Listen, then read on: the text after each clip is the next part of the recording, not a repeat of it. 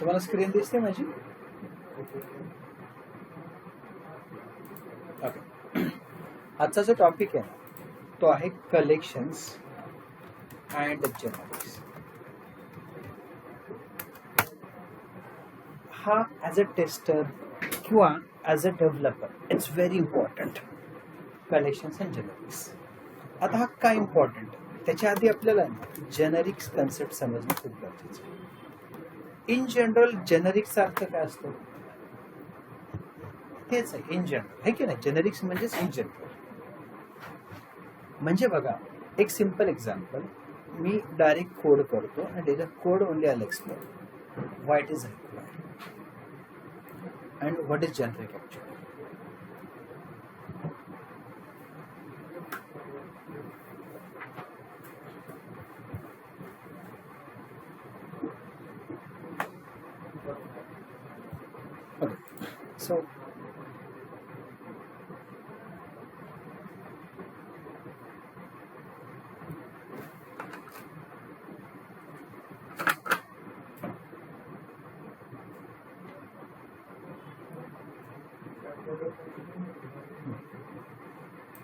So see, I'm creating a new project.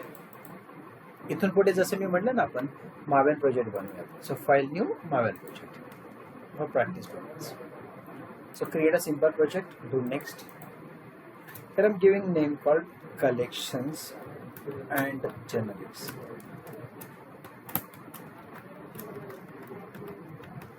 Same name putting in the artifact.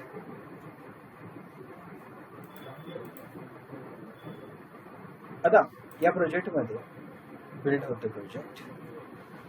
Sorry build झालं असेल.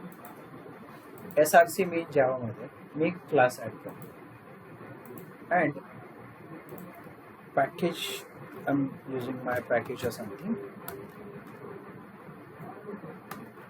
and here I'm writing let's example program and our main function finish. आता एक simple example बघा. या क्लासच्या वरती मी class घेतला ABC and here I'm writing public void display or something. मी इथे घेऊ शकतो किंवा एक वेगळा क्लास बनवू शकतो. इथंच मी अजून एक क्लास बनवतो का, न्यू क्लास, त्याला मी नाव दिलं ABC. मेन फंक्शन एकच ठेवलं मी. आता इथे मी काय केलं, पब्लिक void display नावाचं फंक्शन बनवतो. Public void display. Now this function I'm using or I'm creating with one parameter, and here I'm passing or I'm displaying that parameter, that variable. So एक simple सा class बनवला ABC which has one function called display. This display function actually takes one parameter, integer a variable, and this variable I'm displaying. Only that's this much. Now I want to call this display function which is in ABC class. Now when it comes to main function, in the main we need to create an object of class ABC because we want to call display function which is a member of ABC class. So whenever you want to call, you need to create an object of ABC class. So we created an object of ABC. That object name is A1 and I'm calling it display method. Display is with integer parameter, so I'm passing one integer value 10. तो 10 value pass हो गया यहाँ पे, उसको मिल जाएगा and then it will be display. तो देख लो होता है क्या, राइट क्लिक करके रन एज जावा एप्लीकेशन, तो मुझे 10 आउटपुट आ गया. अब ये बस अलग मैंने बनाया, थोड़ा सा समझ में आना चाहिए, तो इसलिए मैं इसको बस उठा के इसी क्लास के ऊपर रखता हूँ. तो 2 क्लास बन गए. बस यहाँ से जो ABC बना हुआ है इसको डिलीट करता हूँ. ये क्यों कर रहा हूँ, बस एक जगह पे रखता हूँ समझने के लिए. आउटपुट वही आने वाला, कुछ अलग नहीं है. यहाँ तक क्लियर है? अब देखो, बस एक क्लास में मैंने डिस्प्ले फंक्शन बनाया. This display function is with integer parameter. अब अगर एक आधा यूजर बोलता है कि यार मुझे ना और एक फंक्शन चाहिए, but I want that function, same operation चाहिए, अंदर का इम्प्लीमेंटेशन सेम चाहिए, बस I want this function for the float data. अब ये वाला तो फंक्शन मैं यूज नहीं कर सकता because it is or it has integer parameter.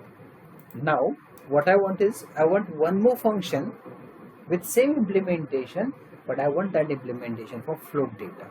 तो ये एज इट इज तो यूज नहीं कर सकता, तो ठीक है, you can go for one more function. So मैं क्या करूंगा, public void again I will write display, here I will pass float parameter, variable name same, अलग कुछ भी चलेगा, बस प्रिंट करेंगे।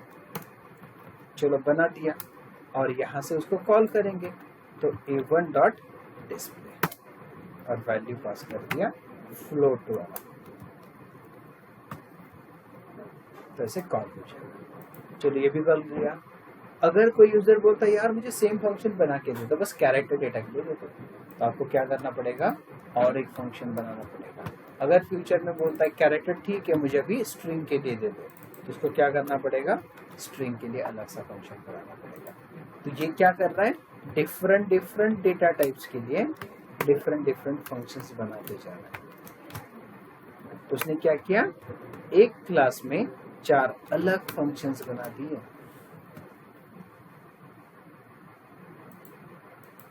अब अगर यूजर बोलता है कि चलो आपने 4 बना भी दिए, अब यूजर बोलता है यार मुझे सेम फंक्शन बना के दे दो, बस बना के दे दो बूलियन डेटा टाइप के, तो प्रॉब्लम है फिर।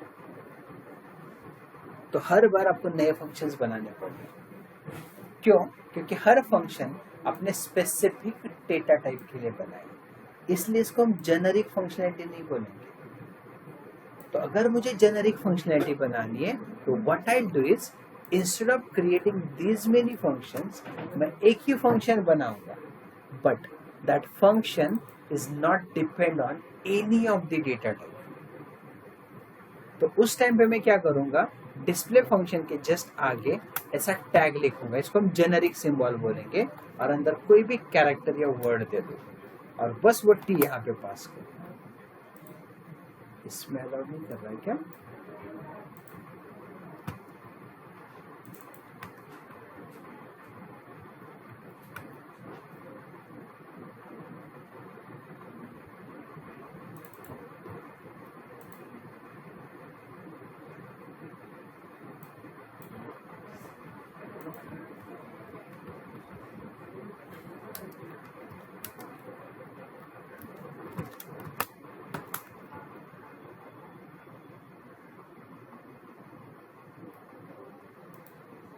ये तो क्लास बेस्ड हो जाएगा, फंक्शन बेस्ड भी वर्क टाइम, ठीक है।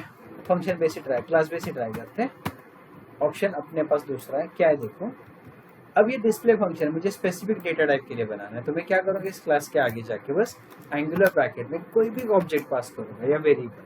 तो ये क्या बोल रहा है कि क्लास जो है विथ जेनेरिक टाइप बन गया टी।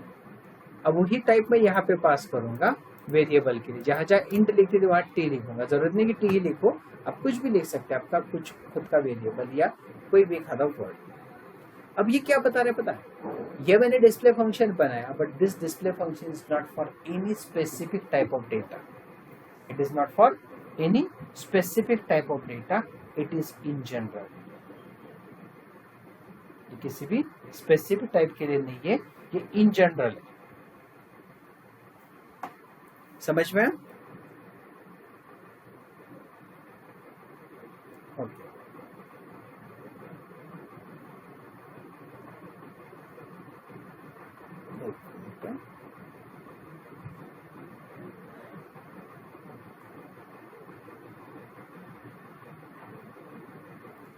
फंक्शन जेनरेट कर सकते हैं, ये एक्चुअली ऐसा यूज किया मैंने, ऐसा ऐसा लिख रहा है, सिंटैक्स थोड़ा अलग है ऐसे। तो ये देखो, ये हो गया फंक्शन जेनरेट, और अगर क्लास जनरेट करना है तो ऊपर लिख सकते हैं। चलो पहले फंक्शन जनरेट समझते हैं। तो यहाँ पे मैंने जेनेरिक टाइप यूज किया, तो ये क्या हो रहा है, इस स्पेसिफिक फंक्शन के लिए जेनेरिक टाइप बन गया। सो मैं क्या बोल रहा हूँ, टी मतलब मेरा खुद का एक टाइप बना रहा हूँ, और जहाँ पे भी मुझे इस फंक्शन में यूज करना है डेटा टाइप, वहाँ पे इंट फ्लोट नहीं लिखूंगा, मैं इन जनरल टाइप यूज करूंगा। अब जब कॉल करने का टाइम आएगा तो देख लो यहाँ पे मुझे कहीं पे भी एरर नहीं है, क्यों नहीं है?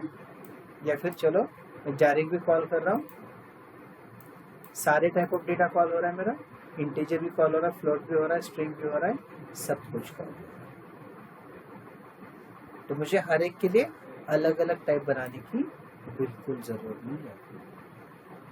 समझ में? तो जब भी कॉल करूं a1 डॉट डिस्प्ले, बस मैं वैल्यू पास करूं। अगर मैं ट्रू पास करूं तो बूलियन वाला कॉल करेगा। समझ में? और अगर मुझे क्लास बेस पे पास करना है, देख लो क्लास XYZ, यहाँ पे जेनरिक बनाऊंगा मैं, और फिर क्या लिखता हूँ देख लो, पब्लिक वॉइड, कुछ भी अलग नाम देना दे सकते, कॉल या समथिंग, अंदर पैरामीटर पास करता हूँ। अब डिस्प्ले करेंगे।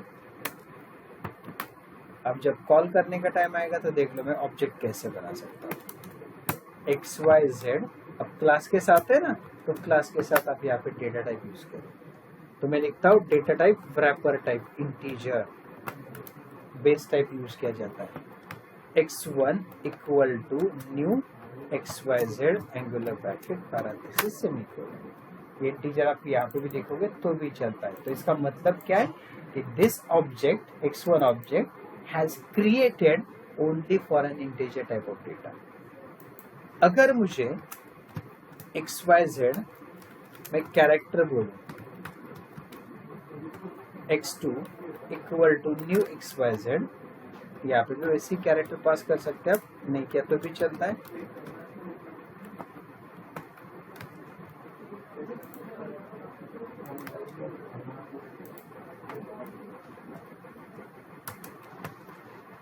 सिमिलरली मैं फ्लोट के लिए भी बना लूं, बेस टाइप यूज करेंगे, x3 equal to new XYZ of float. Similarly अगर स्ट्रिंग के लिए बनाना है, so XYZ string x4 equals to new XYZ string. अब फायदा क्या होगा, अगर मैं x1 डॉट शो को कॉल करूं, देख लो लिखते टाइम ही दिखा रहा है ये क्या गड़बड़ हो गया, XYZ ना ऑब्जेक्ट x1 डॉट क्या फंक्शन का नाम, कॉल, सॉरी नॉट शो। तो देख लो ये अलाउ कर रहा है only integer type of data. अगर मैं x2 डॉट करता हूँ कॉल, तो देख लो एक कैरेक्टर डेटा बोल रहा है। सिमिलरली मैं x3 डॉट करूं तो देख लो फ्लोट बोल रहा है। एंड इनबिल्ट नहीं मैडम, ये अपना फंक्शन जो हमने बनाया उसको कॉल करें ना, क्लास, ये क्लास है ना अपना, तो क्लास के ऑब्जेक्ट और फंक्शन को कॉल करो बस। इसमें इनबिल्ट कहीं पे भी कुछ भी नहीं है, ये बस टाइप इनबिल्ट है, समझे? तो फंक्शन लेवल पे भी मैं कॉल कर सकता हूँ, क्लास लेवल पे भी जेनरिक बना सकता हूँ। फंक्शन लेवल पे जेनरिक बनाने का फायदा क्या है कि वो बस उसी फंक्शन के लिए यूज होगा, दूसरे फंक्शन के लिए अलग जेनरिक हो सकता है। क्लास बेस पे फायदा क्या है कि ऊपर बनाने के बाद इसमें जितने भी फंक्शंस बना गए सभी के लिए सेम टाइप यूज कर सकते हैं। अंडरस्टूड? तो this is the benefit of using generic. So generic का मतलब क्या है कि we are creating functionality which will be data type independent. Create functionality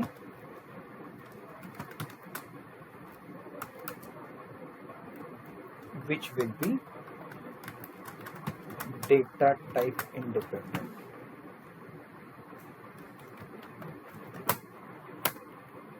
Correct? तो आप क्लास लेवल पे भी जेनरिक कर सकते हैं, या जेनरिक क्लास बोल सकते हैं, एंड जेनरिक फंक्शन भी होता है। करेक्ट? और इसके एग्जाम्पल, कोई डाउट, कोई क्वेश्चन समझ में नहीं आता?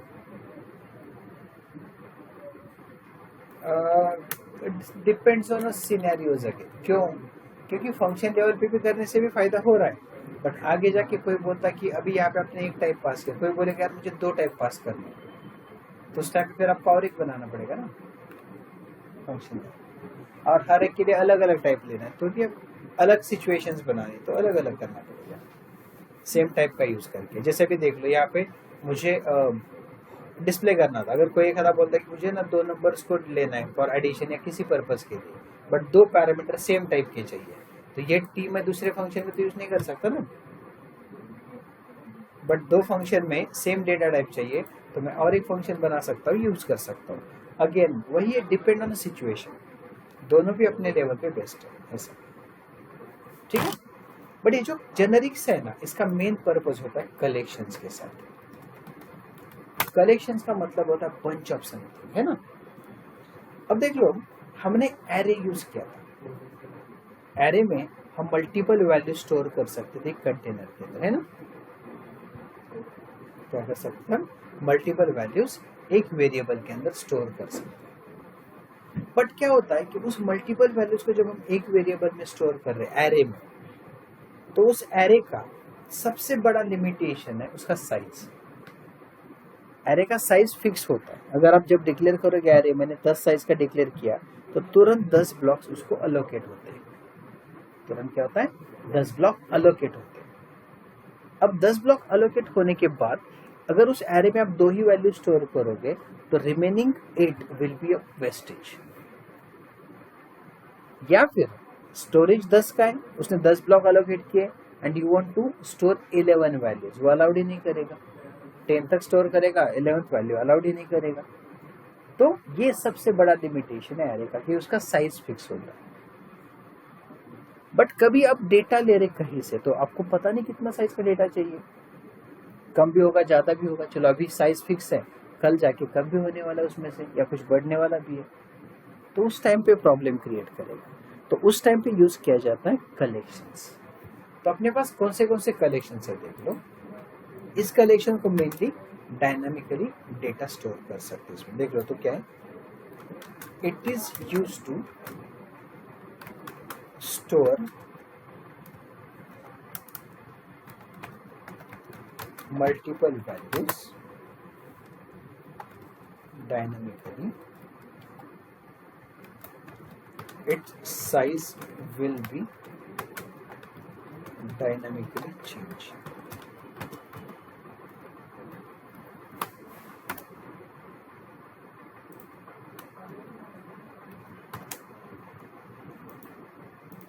डायनामिकली या स्टैटिकली भी स्टोर कर सकते हो, और इसका साइज जो है डायनामिकली चेंज होगा। कौन से कलेक्शन है देख लो। वी हैव वेरियस कलेक्शंस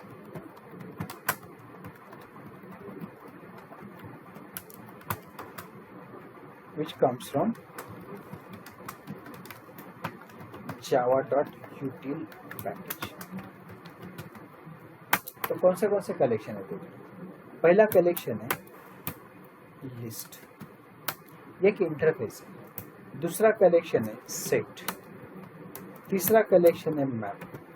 इन सब के साथ हमारे पास टैग भी है और क्यू भी है। लिस्ट जो है ना, ये एक्चुअली इंटरफेस है। तो इस इंटरफेस के अंदर हमारे पास 2 लिस्ट है, एक है एरे लिस्ट, मतलब उसका चाइल्ड क्लास है, और दूसरा है लिंक्ड लिस्ट। हमारे पास सेट है, इसमें भी 2 है चाइल्ड लिस्ट के, एक है ट्री सेट और दूसरा हैश सेट। हमारे पास मैप है, इसमें भी 2 है, एक है ट्री मैप और दूसरा हैश मैप। फिर हमारे पास टैग है क्यू। अब ये सारे कलेक्शन हमें किससे मिलेंगे, java.util पैकेज से। तो ये पैकेज पहले हमें यूज करना पड़ेगा और पहले देखना पड़ेगा लिस्ट क्या है। किसी भी इसमें देखोगे ना, तो इनमें सभी में मल्टीपल वैल्यूज हम स्टोर कर सकते हैं, बट उसके कुछ अलग अलग फीचर्स हैं, प्रॉपर्टीज हैं, उसके हिसाब से उसके टाइप्स भी हैं। तो चलो पहला देखते हैं लिस्ट क्या है। तो मैं यहाँ पे ये, चलो समझ में आपको, इसको निकाल देता हूँ, ठीक है। अब मैं क्या करूंगा, डायरेक्टली पैकेज लिखता हूँ। सो इम्पोर्ट java.util.star। ये देखो java.util करोगे तो लिस्ट है, देखो अलग अलग लिस्ट है, सेट होगा, तो बिट सेट है, लिंक सेट है, बहुत सारे, ट्री सेट है, हैश सेट है, स्टार। अब चलो पहला लिस्ट को आप एज ए जेनरिक बना रहे हो, और किस टाइप का डेटा रखना है, तो मैं बोलता हूँ इंटीजर रखना है। उसका ऑब्जेक्ट बनाता हूँ lst इक्वल टू न्यू। अब देख लो न्यू लिस्ट अगर मैं करूँ ना तो ये मुझे एरर देता है। क्यों? क्योंकि खुद इंटरफेस है, तो इसके पास मेमोरी नहीं है, अपने चाइल्ड से मेमोरी लेता है। इसका चाइल्ड है एरे लिस्ट, इसका चाइल्ड कौन है? एरे लिस्ट, मतलब वो एरे लिस्ट से मेमोरी लेता है। तो ऐसा लिखोगे तो भी चलता है, और इसके अंदर इंटीजर पास किया तो भी चलेगा। क्यों एरर ले रही है? अलाउ नहीं करता हूँ, सॉरी। हाँ, अब मैं चाहता हूँ कि लिस्ट में डेटा ऐड करूँ, तो इस लिस्ट के पास एक इनबिल्ट फंक्शन है ऐड नाम का, which is used to add values inside a list. तो इसमें जितना वैल्यू ऐड करोगे ना उतना साइज उसका बढ़ता जाएगा। रैंडम वैल्यू भी ऐड कर सकते हैं, रिपीटेड वैल्यू भी ले सकते हैं। सो जैसे जैसे वैल्यूज ऐड करोगे वैसे वैसे उसका साइज बढ़ता जाएगा, तो निकालोगे तो कम भी होगा। List is an inbuilt, actually it is an inbuilt interface. तो इसका जेनरिक जो है ना वो पहले ही बना हुआ है। अगर आप इसको क्लिक करके इस पे क्लिक करोगे ना तो देख लो इंटरफेस है, लिस्ट है, और सब कुछ इनबिल्ट बना हुआ है। हम बस उसको यूज कर रहे हैं, इसकी डेफिनेशन है सारी, है ना। हाँ, जैसे लास्ट टाइम के एग्जांपल में हमने खुद बनाया था अपना खुद का जेनरिक, और यहाँ पे रेडीमेड बना के मिला मुझे generic.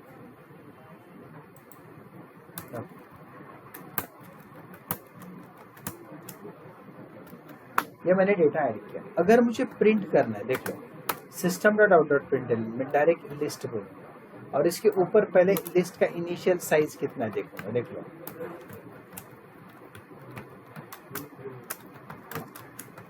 Initial list size equal to, और मैं क्या करता हूँ lst.inbuilt फंक्शन है साइज, और डेटा ऐड करने के बाद मैं लिस्ट का साइज देखना चाहता हूँ।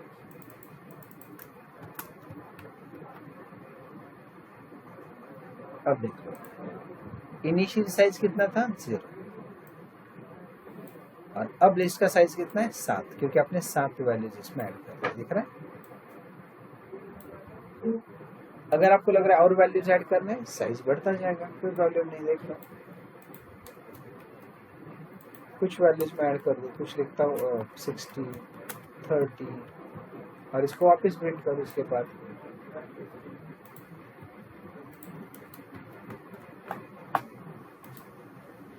बढ़ रहा है, समझ में? ओके, अब देख लो मुझे अगर लिस्ट में, जैसे मैंने यहाँ पे देख लो ये वैल्यू ऐड किया था 60, तो 60 ऐड कहाँ पे हो रहा है? लास्ट में हो रहा है ना। वैल्यू कहाँ ऐड हो? लास्ट में हो रहा है। बट अगर एक आधा यूजर बोलता है नहीं यार मुझे ना इन बिटवीन ऐड करना है वैल्यू, क्यों ना मैं चाहता हूँ कि इस 40 की जगह 400 रखे। 40 की जगह बोलने से अच्छा उसके पोजीशन पे, ये देख लो ये 0th पोजीशन, 1 2 3 4, 4th पोजीशन पे मुझे 400 राइट करना है। तो देख लो कैसे lst.add, और इसके ब्रैकेट में आप पोजीशन पे वैल्यू भी ऐड कर सकते हो। अगर आप एक ही पैरामीटर पास करोगे तो बाय डिफॉल्ट वो लास्ट में ऐड करता है, और अगर एक भी पैरामीटर पास नहीं, सॉरी 2 पैरामीटर पास कर रहे हैं तो पहला पैरामीटर उसका पोजीशन और दूसरा पैरामीटर है which value you want to add. तो जैसे मैंने बोला 4 पे 400, तो ये क्या कर रहा है देख लो। देखो 40 की जगह 400 रिप्लेस किया, और बट दूसरी चीज उसने क्या किया देख लो, उस 44th पोजीशन पे जो 40 था उसको निकाला नहीं उसने आगे शिफ्ट कर दिया। तो क्या कर रहा है, पर्टिकुलर पोजीशन पे हम वैल्यू इंसर्ट कर सकते हैं, और उस पोजीशन पे जो पहले वैल्यू है उसको क्या कर रहा है, बस आगे शिफ्ट कर रहा है। समझ में?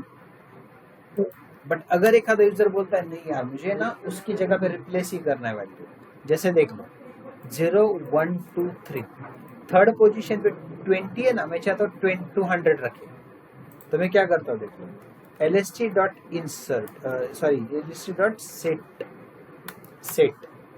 किस पोजीशन पे, थर्ड पोजीशन पे 200 रखता हूँ, और वापस system.out.println करो। देख लो अभी क्या होता है, 20 की जगह 200 रिप्लेस हुआ।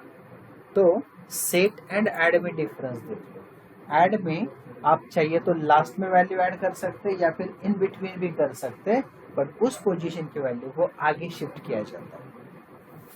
सेट में it is actually replace the value at particular position.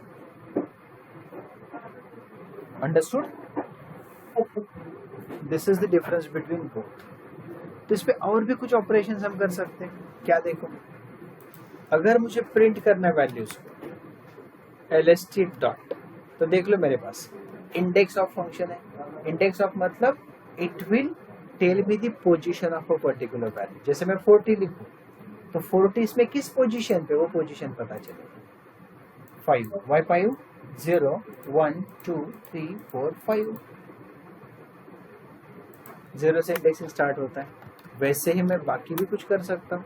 L S T dot, मेरे पास इनबिल्ट फंक्शन है डॉट इज एम्प्टी चेक कर सकते. देख लो इतने सारे फंक्शन है. गेट फर्स्ट, पहला वैल्यू कौन सा है. अगर पोजिशनल वैल्यू निकालना है, मुझे चाहिए कि सेकंड पोजीशन पे कौन सा है, सेकंड इंडेक्स पे, तो वो भी निकाल सकता हूँ मैं.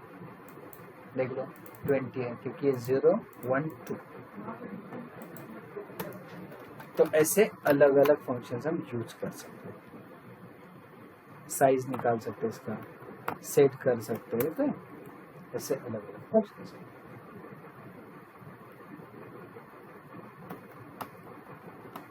वेट कर सकते हैं अगर, या सॉर्ट कर सकते हैं. देख लो यहाँ पे. उसके बाद रिप्लेस ऑल, कुछ अलग अलग फंक्शंस है इसमें. Add last, add first. अब रिमूव भी कर सकते. देखो remove last, remove first. Particular element को रिमूव करना है. जैसे मैं बोलता हूँ फिफ्थ पोजिशनल वैल्यू रिमूव करते हैं, तो क्या करेगा, फिफ्थ पोजिशनल वैल्यू रिमूव. तो सॉरी डिस्प्ले कर रहा हूँ, डिस्प्ले नहीं करेंगे,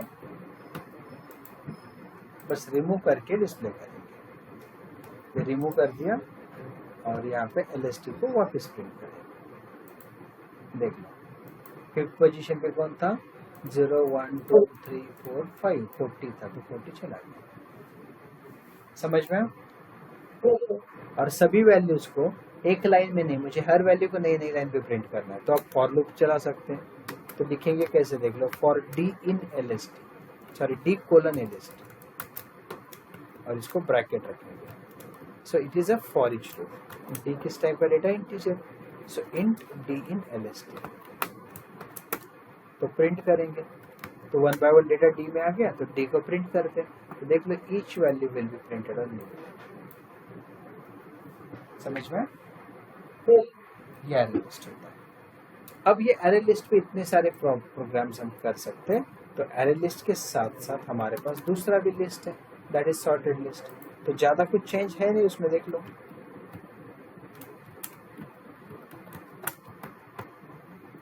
बस कुछ भी नहीं चेंज कर रहा हूं मैं यहाँ पे, बस सॉर्टेड लिस्ट बोल रहा हूँ. Sorry linked list, not sorted. Linked list 2 time बताया था ना मैंने. लिंक्ड लिस्ट बस, बाकी कहीं पे कुछ चेंज नहीं. देख लो एग्जीक्यूशन में भी कुछ चेंज नहीं, सब कुछ ऐसे इज. सॉर्टेड लिस्ट क्या करता है, वो इंटरनली उसको सॉर्ट करता है अपने हिसाब से, और इसका एग्जीक्यूशन थोड़ा सा फास्ट होता है. Sorry not sorted list, linked list. और ये क्या करेगा, अपने हिसाब से उसको अरेंज करता है. बट आउटपुट में देखोगे ना तो दोनों सेम है. बस फर्क क्या होता है, लिंक लिस्ट जो है ना as compare to array list थोड़ा फास्ट है. एरे लिस्ट जो है वो आपके एक्चुअली लिंक लिस्ट का, सॉरी एरे का ही पार्ट है, बस एरे को लिस्ट में कन्वर्ट किया. समझे? तो एग्जीक्यूशन में बस थोड़ा सा फास्ट होता है. अभी रिकॉर्ड हमारे पास हार्डली 5 6 7 8 रिकॉर्ड्स हैं. जब हजारों रिकॉर्ड होंगे तब एग्जीक्यूशन ठीक से पता चलता है. ठीक है. अब नेक्स्ट अपने पास सेट. डिफरेंस देखो, समझ लो. सेट को हम एंगुलर ब्रैकेट में लिखेंगे, इंटीजर st इक्वल टू, इसमें भी हम ट्री सेट यूज करेंगे. अब देख लो st डॉट, इसमें भी ऐड है. जैसे मैंने वैल्यूज ऐड किए ना, सेम वैसी वैल्यूज ऐड करते ताकि आपको डिफरेंस पता चले दोनों में क्या डिफरेंस है. उसको LST बोला तो इसको सेट बोलते हैं, ST बोलते हैं. अब देख लो डिफरेंस क्या है. System dot out dot print element बस ST को प्रिंट करता है. See can you tell me what is difference? क्या डिफरेंस है?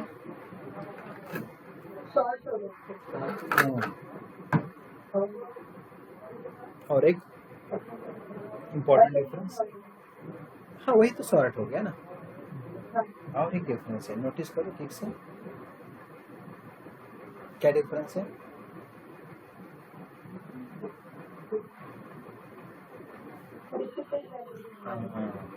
लिस्ट और सेट का सबसे इंपॉर्टेंट डिफरेंस है, list allows duplicate values whereas your set allows only distinct values. And second difference is what? List जैसे add कर रहे हो वैसे ही चलता जाएगा, बट सेट क्या करेगा, उसको ऑर्डर में अरेंज करेगा। अगर आप ट्री सेट यूज करते हो तो आपको मिलेगा असेंडिंग ऑर्डर, और अगर ट्री सेट की जगह आप हैश सेट यूज करते हो, देखो ट्री सेट की जगह हैश सेट यूज करते तो ये अपना खुद का एक ऑर्डर बनाता है, और उसका खुद का ऑर्डर मतलब वो इंटरनली हैश कोड यूज करेगा और हैश कोड के हिसाब से ऑर्डर बनाएगा, तो उसका ऑर्डर फिक्स नहीं होता। वैल्यूज अगर आप कम ज्यादा करोगे तो उसका ऑर्डर भी चेंज होगा।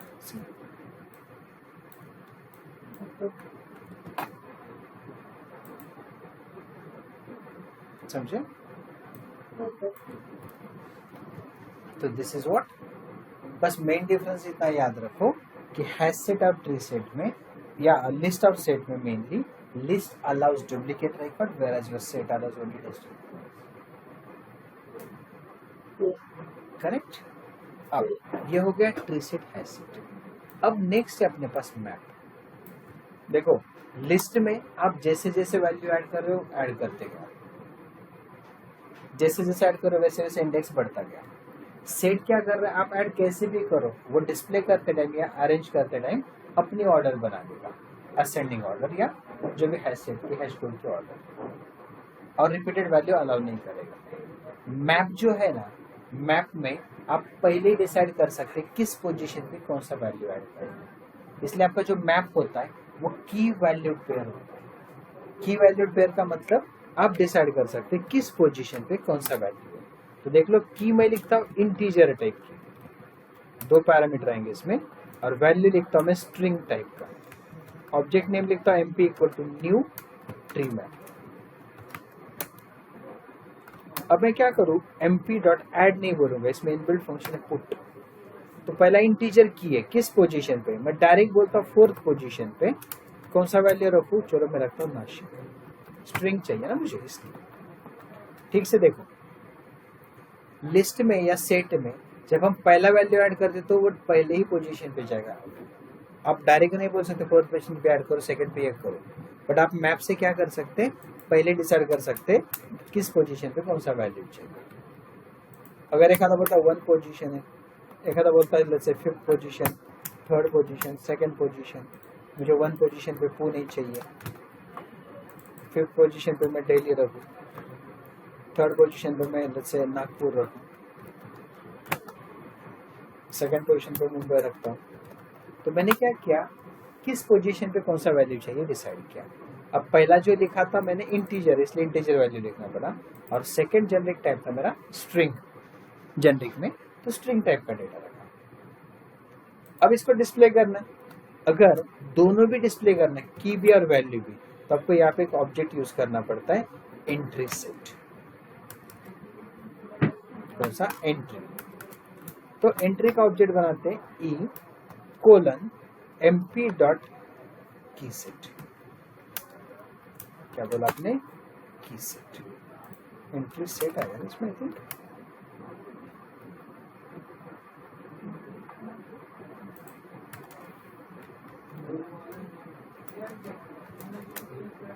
एंट्री सेट आएगा सर, एंट्री सेट। अब मैं क्या करूंगा, system dot out dot println में ई डॉट गेट की, मतलब कौन सा की है वो डिस्प्ले होगा, और ई डॉट गेट वैल्यू इसकी इनबिल्ट फंक्शन है। तो एंट्री भी इनबिल्ट क्लास है। अपने मैप में जो भी एंट्री ली है वो एंट्री एक एक करके बाहर आएगा, ई में स्टोर होगा और उसका की वैल्यू पर डिस्प्ले होगा। देख लो,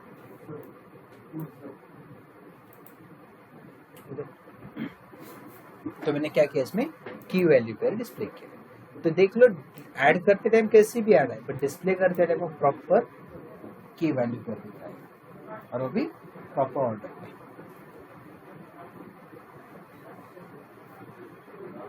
समझ में आया? मैप के ही फंक्शन है, मैप के ऑब्जेक्ट्स ही आ रहे हैं एमपी, करेक्ट। और दूसरी चीज इसमें अगर मैं एक आधा इंडेक्स रिपीट करता हूँ, लेट्स से 2, देख लो ये क्या कर रहा है अभी।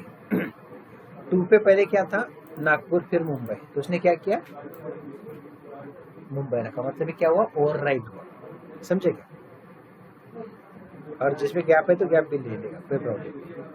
अगर मैं यहाँ पे दिल्ली रखूँ 2 पे, तो भी ये क्या कर रहा है देख लो, मुंबई ले रहा है।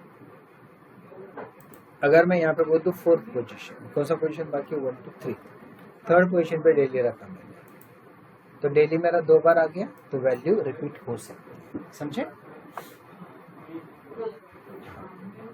बस अब जहाँ पे मैप लिखा है किसके लिए, ये एक्चुअली ट्री मैप है, तो सिमिलरली मैं हैश मैप लगा दूँ। हैश मैप भी इंटरनली हैश कोड ही यूज करता है, बट एट द एंड की वैल्यू पेयर है ना, तो की वैल्यू पेयर में कुछ अलग नहीं दिखेगा। सी सेम आउटपुट आएगा, क्योंकि इंटरनली वो हैश टेबल ऐड करेगा, यूज करेगा, बट की वैल्यूड है ना, लास्ट में वो इंडेक्स में ही अरेंज करेगा, इंडेक्स वाइज, क्योंकि आप उसको फोर्सफुली बता रहे हैं ना कि इस इंडेक्स में ये वैल्यू रखो। समझ में आया? नेक्स्ट होता है स्टैक एंड क्यू। स्टैक का मतलब क्या होता है, फर्स्ट इन लास्ट आउट, पता है ना स्टैक। स्टैक मतलब एक ऐसा कंटेनर होता है जिसका वन एंड ओपन और वन एंड क्लोज होता है, ये बना ऐसे। तो यहाँ पे उसका एक एंड ओपन होगा और एक एंड क्लोज। जब इसमें पहला वैल्यू ऐड करोगे ना, that value will comes at the bottom, उसके बाद नेक्स्ट वैल्यू ऊपर आएगा, तो ऐसे ऐसे करते करते ऊपर आएगा। जो लास्ट में ऐड किया वैल्यू पहले आएगा, इसलिए उसको क्या बोलते हैं, फर्स्ट इन लास्ट आउट, या फिर उसको बोलते हैं लास्ट इन फर्स्ट आउट। और क्यू क्या होता है, एग्जैक्टली दोनों भी एंड उसके ओपन होते हैं, एक ऐसा कंटेनर जिसका दोनों भी एंड ओपन होते हैं। तो इसमें जो पहला वैल्यू ऐड होगा वही पहले बाहर भी निकलेगा, इसलिए इसको क्या बोलते हैं, फर्स्ट इन फर्स्ट आउट या फिर लास्ट इन लास्ट आउट। अब कैसे डिक्लेयर करते हैं स्टैक को, देखो stack integer,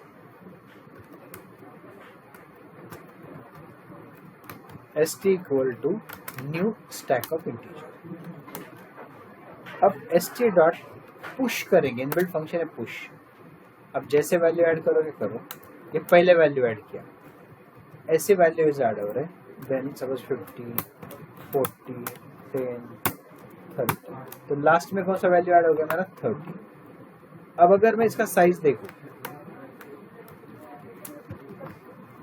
plus st dot size, उसके बाद मैं उसकी एक वैल्यू को बाहर निकालूं, प्रिंट करूं, तो st डॉट में पॉप करूंगा, पॉप, तो देख लो पॉप कर रहा हूं, मतलब उसकी एक वैल्यू को बाहर निकाल रहे हैं। तो लास्ट में कौन सी वैल्यू ऐड है, 30, तो निकलने के टाइम पे 30 पहले निकलेगी, पहले साइज 5 था, वो वैल्यू बाहर ही निकली ना, तो साइज बचा।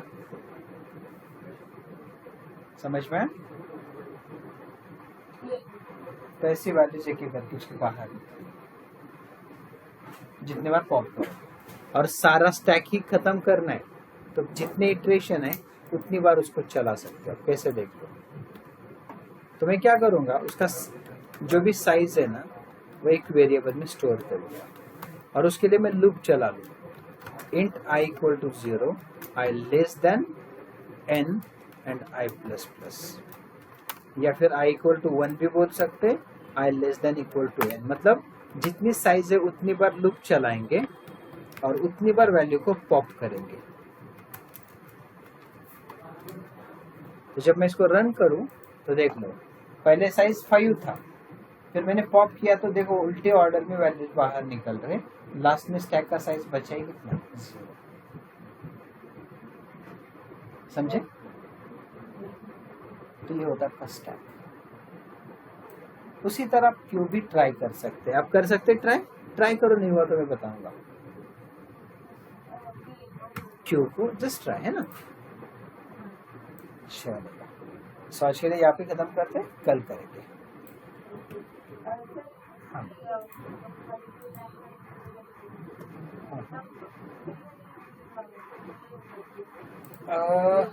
न्यू हॉलीडे तो गणपति का एक ही दिन का होता है, जिस दिन बैठेंगे और जिस दिन उठेंगे, 2 दिन बस। हाँ। आप कितने दिन का प्लान कर रहे हैं?